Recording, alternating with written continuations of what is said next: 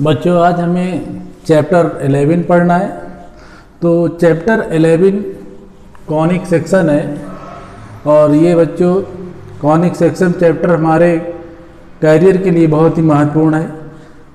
Inter के बाद जब भी हम आगे फैसला करते हैं, वो चाहे हम जेई की तरफ जाएं या डिफेंस की जॉब के लिए जाएं, मतलब किसी भी कंपटीशन के लिए जाएं, तो उस कंपटीशन में इस चैप्टर का बहुत ही महत्वपूर्ण योगदान रहता है। इसलिए हमें इस चैप्टर के हर पार्ट को अच्छी तरह से पढ़ना चाहिए। तो बच्चों ये जो कॉनिक सेक्शन है इसमें 4 पार्ट्स हैं। एक सर्कल है, पैराबोला है, एलिप्स है, हाइपरबोला है और चारों पार्ट के लिए हमारे पास 1 एक्सरसाइज कंप्लीट है। तो जो हमारे सिलेबस में है उनको हम बहुत ही डीपली पढ़ना चाहेंगे, जिससे आगे आने वाले एग्जाम में हमें कोई भी प्रॉब्लम न जाए। तो आज हमें जो पढ़ना है इस चैप्टर में, वो फर्स्ट एक्सरसाइज है वो सर्कल की। तो सबसे पहले हम सर्कल के बारे में जानेंगे और सर्कल के जितने भी क्वेश्चन हैं वो सब हम इस एक्सरसाइज में करने वाले हैं। तो आइए बच्चों सर्कल के बारे में जानते हैं। तो सबसे पहले बच्चों देखिए सर्कल क्या होता है। सर्कल में कोई एक फिक्स पॉइंट ले लेते हैं। जैसे डेफिनेशन आप देखिए, a circle is the set of the all points in a plane that the are the equidistance from a fix point in the plane.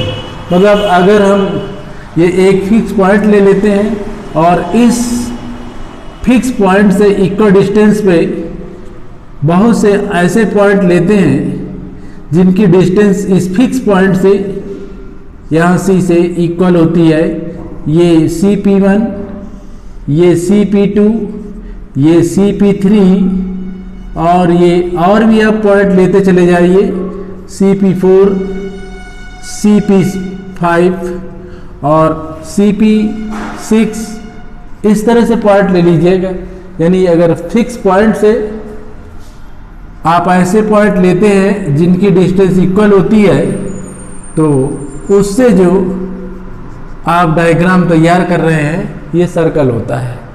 तो इस तरह से आप देख रहे हैं कि a circle is the set of the all point. ये सर्कल जो है ऐसे पॉइंटों का सेट है जिसकी फिक्स पॉइंट से डिस्टेंस क्या होती है, इक्वल होती है। वैसे भी आप ज्योमेट्री में बहुत ही बार सर्कल के बारे में आपने स्टडी किया होगा बच्चों। तो हमें यहाँ पढ़ना क्या है, सर्कल के बारे में नहीं पढ़ना, सर्कल की इक्वेशन निकालने के बारे में पढ़ना है। तो सबसे पहले आइए देखिए बच्चों, ये हमारे पास एक सर्कल है, ये सर्कल है और इस सर्कल में ये सेंटर होता है। जो हम फिक्स पॉइंट लेते हैं वो सेंटर होता है और सेंटर से ये सर्कमफेरेंस है। सर्कमफेरेंस की सभी डिस्टेंस क्या होती हैं, इक्वल होती हैं। ये रेडियस है आपके पास, क्योंकि ये सेंटर है, सेंटर से सर्कमफेरेंस के बीच की जो डिस्टेंस होती है वो रेडियस होती है। कहीं पर भी आप ले लीजिए सभी जगह रेडियस इक्वल ही होगी, ठीक। तो हमको इसकी इक्वेशन निकालना है।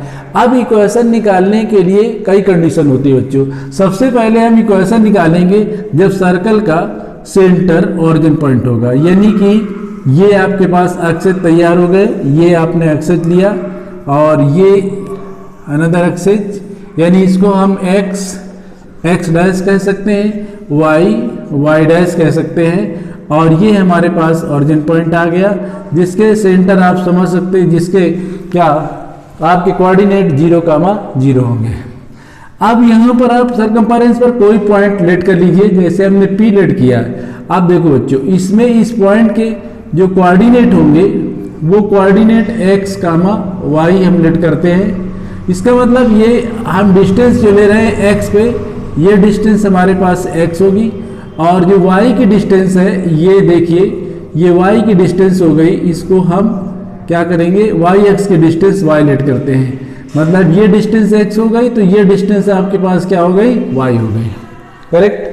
अब हमको क्या करना, ऑरिजिन से इस पॉइंट को ज्वाइन कर देना है। तो ये ऑरिजिन से हमने इस पॉइंट को ज्वाइन कर दिया और ये एक आपने परपेंडिकुलर ट्रायंगल लाइन ड्रा कर दिया। तो इस तरह से ये राइट ट्रायंगल आपने इसमें फाइंड कर लिया है, ठीक। अब बच्चों हमें ट्रायंगल लेना है, जैसे CAP, ये आप Q कर दीजिए, ये आपने Q कर दिया है। तो अब हम इसमें क्या करते हैं, इन ट्रायंगल CQP ये आपने ट्रायंगल लिया और इस ट्रायंगल में बाय पाइथागोरस थ्योरम क्या होती है, बेस का स्क्वायर, बेस हमारे पास क्या है सी क्यू का स्क्वायर, बेस का स्क्वायर प्लस परपेंडिकुलर का स्क्वायर यानी पी क्यू का स्क्वायर इज इक्वल टू होगा हाइपोटेनस यानी सी पी का स्क्वायर। अब ये देखिए बच्चों सी क्यू क्या है, सी क्यू हमारे पास x है, क्योंकि हमने इसके कोऑर्डिनेट p के x, y लेट किए हैं तो ये x स्क्वायर, पी क्यू क्या है y square is equal to c p क्या है r स्क्वायर। तो ये equation of circle, equation of the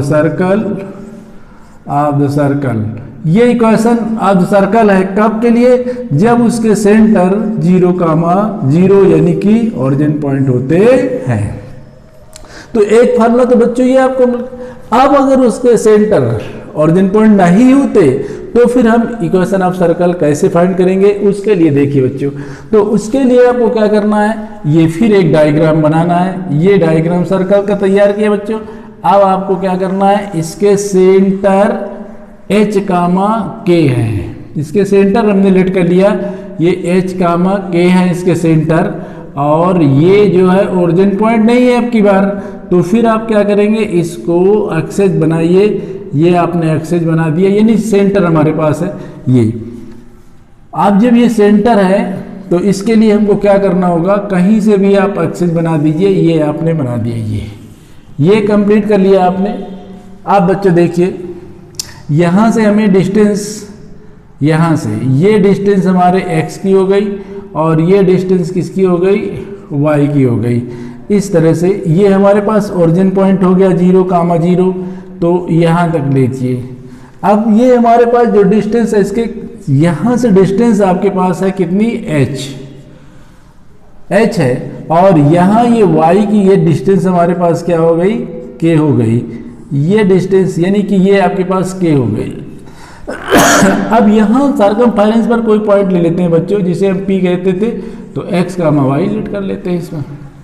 अब इसमें क्या करते हैं बच्चों, इससे फिर परपेंडिकुलर लाइन आप ड्रा करिए, ये परपेंडिकुलर लाइन ड्रा कर दिया, इधर भी आप परपेंडिकुलर लाइन ड्रा कर दीजिए।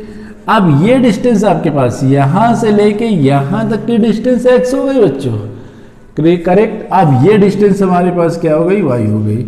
अब हमको डिस्टेंस कौन सी चाहिए बच्चों, हमारे पास डिस्टेंस ये है, ये डिस्टेंस चाहिए, तो ये डिस्टेंस होगी x माइनस h, और ये डिस्टेंस आपके पास क्या होगी बच्चों, देखिए ये डिस्टेंस होगी आपके पास y माइनस k, ये भी डिस्टेंस काउंट कर लिया।